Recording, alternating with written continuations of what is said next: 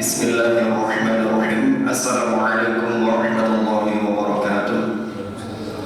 Ma'asyiral muslimin jamaah salat Jumat rahimakumullah. Hari ini adalah hari Jumat tanggal 17 Safar 1446 Hijriah yang bertepatan dengan tanggal 23 Agustus tahun 2024. Perlu diketahui yang bertindak sebagai khatib sekaligus imam yaitu Al-Ustaz Dr. Sudijar Hafidhahullah Ta'ala, dan untuk muadzin saudara Bapak Suryati. Kami mohon kepada para jamaah yang barusan masuk untuk mengisi saf depannya yang kosong terlebih dahulu, dan jika Anda membawa alat komunikasi mohon dinonaktifkan atau nadanya di silent terlebih dahulu. Untuk adik-adik sekalian, apabila khotib telah naik ke mimbar, maka kami harap Anda tenang dan diam sehingga tidak mengganggu kekhusyuan di dalam khutbah Jumat serta salat Jumat. Sekian dari kami, karena waktu telah masuk, kepada Ustaz yang bertugas kami ucapkan tafadhol. Assalamualaikum warahmatullahi wabarakatuh.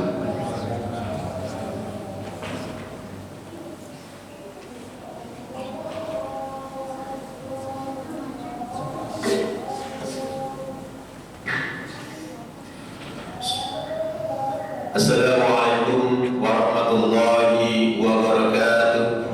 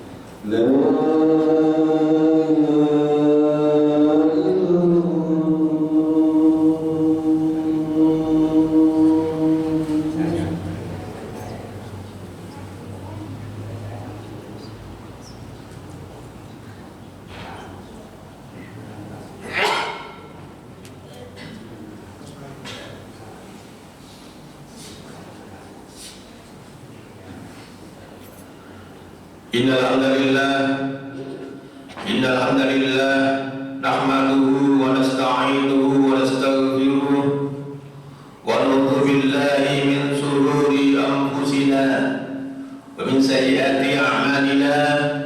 May yahdihillahu fala mudilla lahu wa may yudlil fala hadiya lahu. Asyhadu an la ilaha illallah wahdahu la syarika lahu wa asyhadu anna Muhammadan abduhu wa rasuluhu la nabiyya ba'da. Allahumma shalli wa sallim ala nabiyyina Muhammadin wa ala alihi wa sahbihi ihsan ila yaumiddin. Amma ba'du fa muslimun rahimakumullah. Usikum wa iyaya bittaqullah faqad fazal muttaqun. Ittaqullaha haqqa tuqatih wa la tamutunna illa wa antum muslimun. Wa qala ta'ala fil kitabil karim, a'udzu billahi minasyaitonir rajim. Ya ayyuhalladzina taqullaha wa tanzur nafsum ma qaddamat lighad wattaqullaha innallaha khabirun bima ta'malun. Wa la takun kalladzina nasallaha fa ansahum anfusahum ulaika humul fasiqun. Ya ayyuhalladzina taqullaha wa qulu qawlan sadida yuslih lakum a'malakum wa yaghfir lakum dhunubakum wa may yuti'illaha wa rasulahu faqad faza fawzan 'azima. Shadaqallahu 'azim. Ma'asyiral muslimin jamaah salat Jumat yang dirahmati Allah Subhanahu wa taala. Di hari Jumat yang penuh rahmat dan di masjid yang penuh barokah ini, saya salam khotib berkewajiban mengajak jamaah sekalian dan utama diri saya pribadi untuk senantiasa meningkatkan iman dan takwa kepada Allah Subhanahu wa taala. Takwa dalam arti berusaha menjalankan segala perintahkan dan menjauhi segala yang dilarangnya. Takwa dalam arti untuk senantiasa berdisiplin dalam melaksanakan perintah-perintah Allah, khususnya berkaitan dengan ibadah sholat sebagaimana yang kita laksanakan di siang hari ini. Dan tak lupa di kesempatan siang hari ini hendaknya kita senantiasa bersyukur kepada Allah Ta'ala atas segala karunia nikmat yang telah dilimpahkan kepada kita sekalian. Baik nikmat itu berupa nikmat materi, nikmat sehat dan kesempatan, nikmat dijauhkan dari bala dan bencana, terlebih nikmat iman dan Islam. Nikmat iman dan Islam ini merupakan nikmat yang utama yang harus senantiasa kita tingkatkan. Hadirin jamaah yang dirahmati Allah Subhanahu wa taala. Di kesempatan siang hari ini saya ingin menyampaikan tema khutbah yaitu tentang syarat-syarat untuk mendapatkan pertolongan dari Allah Subhanahu wa taala. Tema itu begitu penting karena setiap orang yang beriman pasti yang diharapkan adalah pertolongan dari Allah Subhanahu wa taala. Dan itu telah menjadi janji dan sumpahnya. Setiap saat ia berjanji dan bersumpah dengan mengucapkan iyyaka na'budu wa iyyaka nasta'in.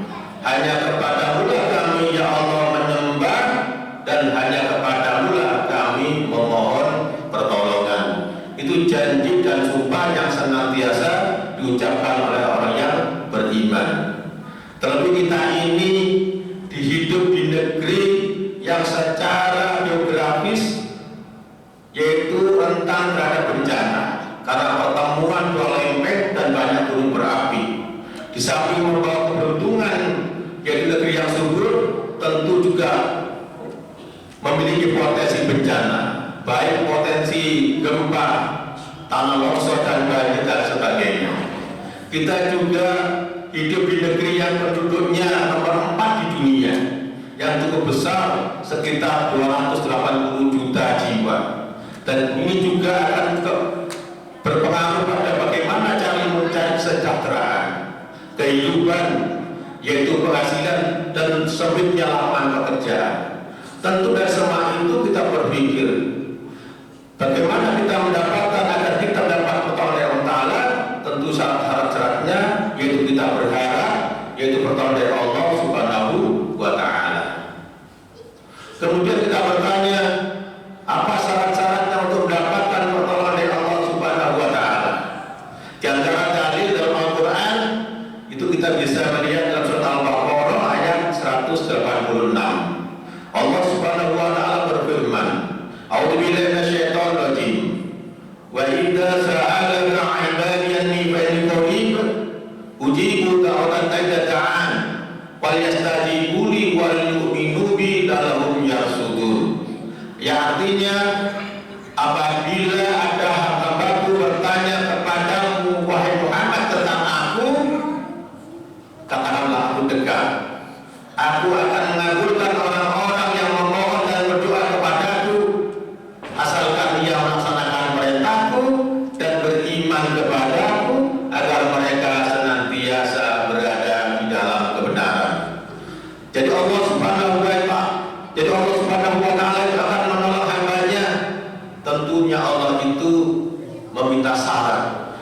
melaksanakan perintahnya, termasuk menjauhi larangannya, dan beriman kepadanya. Beriman tidak yakin bahwa hakikat pertolongan itu datang dari Allah Subhanahu wa Ta'ala.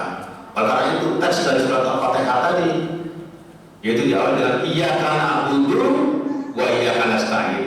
Hanya kepadamu lah kami ya Allah menyembah, dan hanya kepadamu lah kami memohon pertolongan. Kita disuruh menyembah dahulu, kemudian akan datang pertolongan. Bukan iyyaka nasta'in wa iyyaka na'budu, minta pertolongan dulu, tapi iyyaka na'budu, perintah untuk beribadah dulu, baru nanti akan ditolong oleh Allah Subhanahu wa Ta'ala. Kenapa kita perintahkan untuk beribadah dulu? Kita harus ingat bahwa hakikat diri kita ini diciptakan oleh Allah Subhanahu wa Ta'ala, hidup di dunia ini tidak lain hanya untuk beribadah kepadanya, tidak lain hanya untuk menyembah kepadanya. Wa ma khalaqtul jinna wal insa illa liya'budun. Tidaklah aku ciptakan jin dan manusia melainkan hanya beribadah kepadaku, melainkan hanya menyembah kepadaku. Surat Al-Zariyat ayat 56. Itu hakikat diri kita hidup di dunia ini, yaitu beribadah kepadanya. Oleh karena itu, jadikan hidup kita ini dalam 24 jam sehari itu bernilai ibadah kepada Allah Subhanahu wa Ta'ala. Bagaimana caranya? Kita laksanakan ibadah mahdhah, ibadah yang sudah tentukan syarat dan rukunnya, termasuk yang dicontohkan bagi Nabi, sunnah-sunnah kita laksanakan. Kemudian kita laksanakan juga ibadah ghairul mahdhah, yaitu perbuatan-perbuatan yang mubah. Itu kalau kita niatkan dan niatkan ketaatan kepada Allah SWT, menurut Imam Al-Ghazali, maka akan bernilai ketaatan kepada Allah Subhanahu wa Ta'ala. Contohnya, ketika kita bangun tidur, kita berdoa kepada Allah, bersyukur kepadanya, maka bangun tidur kita akan bernilai ibadah. Kemudian kita jalan-jalan pagi, kalau hanya niatnya sehat saja, maka kita akan dapat sehat saja. Tapi kalau niatnya kita sehat, kemudian dengan sehat itu kita bisa beribadah lebih baik kepada Allah, maka jalan-jalan pagi kita akan bernilai ibadah. Kemudian kita makan, diawali dengan berdoa, kemudian saya makan, berdoa lagi, maka kita akan bernilai ibadah. Bahkan nanti akan tidur malam, sebelum tidur kita berdoa dan beribadah kepadanya, maka tidur kita akan bernilai ibadah. Pendeknya selama 24 jam itu hidup kita bernilai ibadah kepada Allah Subhanahu wa Ta'ala. Ini yang pertama. Kemudian yang kedua, syarat-syarat akan ditolong oleh Allah. Dalam sebuah hadis yang diriwayatkan oleh Ibnu Majah, baginda Nabi sallallahu alaihi wasallam bersabda, "Ya ayuhan nas, tubu ilallahi qabla an tamutu wa badiru bil amal shalihatin tasilu wa zilul ladina bainakum wa baina rabbikum bi kasratihi wa dhikrihi wa sadaqati bis sarri wal aliyah tunsarun turzaku wa tusbaru." Ya, artinya, wahai manusia, bertobatlah kalian sebelum mati. Jadi syaratnya agar ditolong oleh Allah, syarat pertama yaitu bertobat. Yang kedua, wabadiru bi amal shalihatin tasilu, bersegera melaksanakan amal kebajikan sebelum ada kesibukan.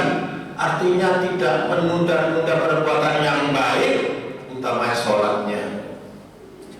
Kemudian yang ketiga, wasilul ladina bainakum wa baina rabbikum bi kasratihi wa dhikrihi. Hubunganlah dirimu dengan Rabbmu dengan banyak-banyak berzikir kepadanya. Yang ketiga, banyak-banyak berzikir. Kemudian yang keempat syaratnya wasodaqati bis sarri wal aliyah, bersedekah baik kalam maupun sempit. Kemudian hadis tadi diakhiri dengan kata-kata tunsarun turzaku wa tusbaru. Engkau akan ditolong, engkau akan diberi rezeki, dan engkau akan dicukupi. Jadi menurut hadis tadi, agar ditolong Allah, diberi rezeki dan dicukupi, syaratnya tadi ada 4. Yang pertama, bertobat. Hakikat bertobat itu membersihkan diri kita dari dosa dan perbuatan maksiat kepada Allah Subhanahu wa Ta'ala. Karena dosa dan maksiat itu bisa mengundang datangnya bencana. Sebagaimana tersebut dalam surat Az-Zumar ayat 54. Wa anibu ila rabbikum waslimul lahu min qabli ayyakumul azab tsumma la tunsarun.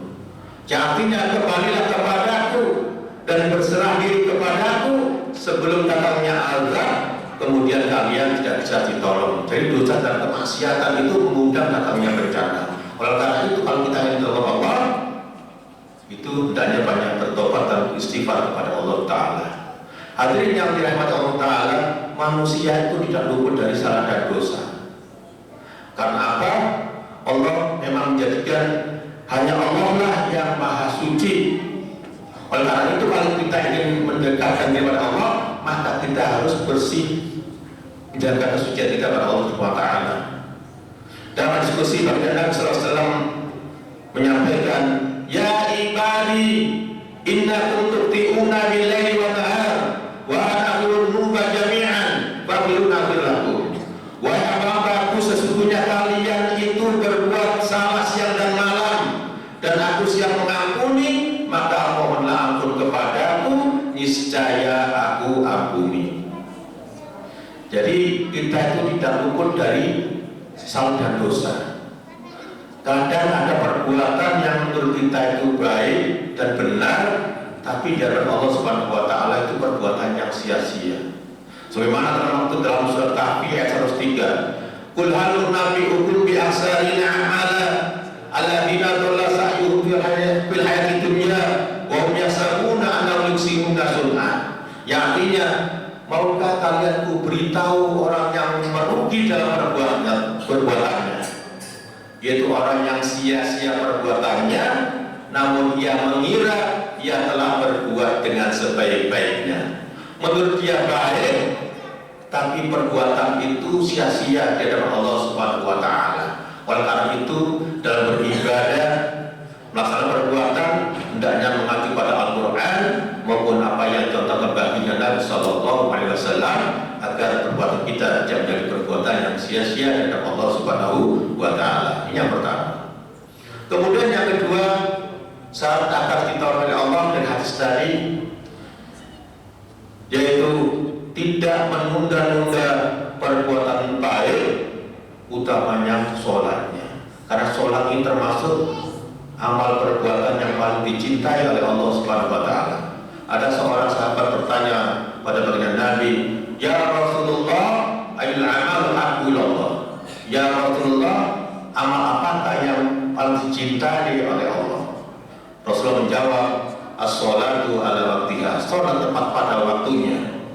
Wasyariat berwalidain, yang kedua berbakti kepada kedua orang tua.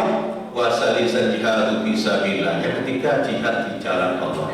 Jadi sholat tepat pada waktunya itu termasuk amal perbuatan yang paling dicintai oleh Allah Subhanahu wa taala. Oleh karena itu jangan sia-siakan untuk melaksanakan sholat tepat waktunya. Dan sholat ini juga ada kaitannya dengan rezeki yang dengan Allah Subhanahu wa taala. Ini bisa kita baca dalam surat Toha ayat 132. Allah Subhanahu wa taala berfirman, yaitu bahwa kaitannya rezeki yaitu yang diberikan Allah Subhanahu wa taala. Ini kul hal nabi, rezeki ini kaitannya diberikan kepada orang-orang yang melaksanakan perintahkan keluargamu untuk memberikan sholat, dan bersabarlah kepada mereka. Aku tidak minta rezeki pada kalian, namun akulah yang memberi rezeki kepada kalian, dan itu diberikan kepada orang yang bertakwa. Ini artinya di surat Toha ayat 132. Jadi ada kaitannya rezeki dengan sholat ini. Karena itu dalam satu keluarga itu hendaknya diberikan perintahkan untuk melaksanakan sholat, termasuk anak-anak kita, tentu dengan penuh kesabaran. Kemudian yang ketiga, syarat agar ditolong oleh Allah Ta'ala, yaitu wasilatina bainakum wa baina rabbikum bikasratihi wa bidukum bihi. Hubungan dirimu dengan Rabbmu dengan banyak-banyak berzikir kepadanya. Berkaitan dengan berzikir, ini Allah berfirman, "Fadkurun adkurkum waskuruli wala takfurun." Ingatlah kalian kepadaku, aku akan ingat kalian, dan bersyukurlah kepadaku, jangan ingkari nikmatku. Jadi kalau ingin kita dekat dengan Allah, maka kita harus mendekat kepada Allah SWT. Macam-macam berzikir itu ada macam-macam, yaitu kita menghafal Al-Quran, membaca Al-Quran juga termasuk kategori berzikir. Dalilnya bisa kita lihat dalam surat Al-Hijr ayat 9. Inna nahnu nazzalna dzikra wa inna lahu lahafidun. Sesungguhnya kamilah yang membuat Al-Quran dan kamilah yang akan memeliharanya. Az-zikr ini dalam Al-Quran. Kemudian juga mendirikan sholat itu termasuk berzikir pada Allah Subhanahu Wa Taala. Dalilnya bisa kita lihat dalam surat Toha ayat 14. Inna ni'mallah la ilaha illa fa'budni wa aqimis sholata li dzikri. Inna ni'mallah, sesungguhnya aku ini adalah Allah, kata Allah. La ilaha illa tidak ada Tuhan selain aku, kata Allah. Fa'budni, maka sembahlah aku, wa aqimis sholata li dzikri, maka dirikan sholat untuk mengingatku. Jadi sholat ini termasuk juga dalam berzikir. Nah, kita berzikir ini yaitu mengingat kepada Allah Subhanahu Wa Taala. Ini syarat yang ketiga. Kemudian syarat yang keempat akan ditolong oleh Allah berhadis tadi wasodaqatihi bisarrohi walalania, bersedekah baik dalam lapang maupun sempit. Berkaitan dengan sedekah sudah banyak kisah dan cerita bahwa sedekah itu bisa menjauhkan kita dari bala bencana. Sedekah itu bisa menyembuhkan orang dari sakitnya.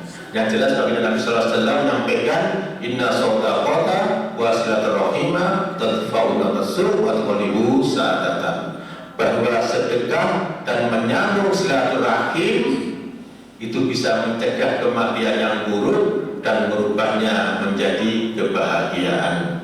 Kemudian hadis tadi diakhiri dengan kata tunsorun turzaku wa tusbaru, engkau akan ditolong, engkau akan diberi rezeki, dan engkau akan dicukupi. Jadi kesimpulannya akan ditolong Allah, diberi rezeki dan dicukupi.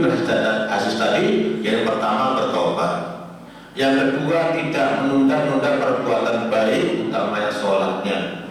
Kemudian yang ketiga banyak-banyak berzikir kepada Allah, dan yang keempat bersedekah baik kala lapang maupun sempit. Barakallahu li wa lakum fil azim wa nafa'ani wa iyyakum bima fihi min al-dhikr hakim wa tarbiyati wa minkum la ta'u innahu wal ghafurur rahim.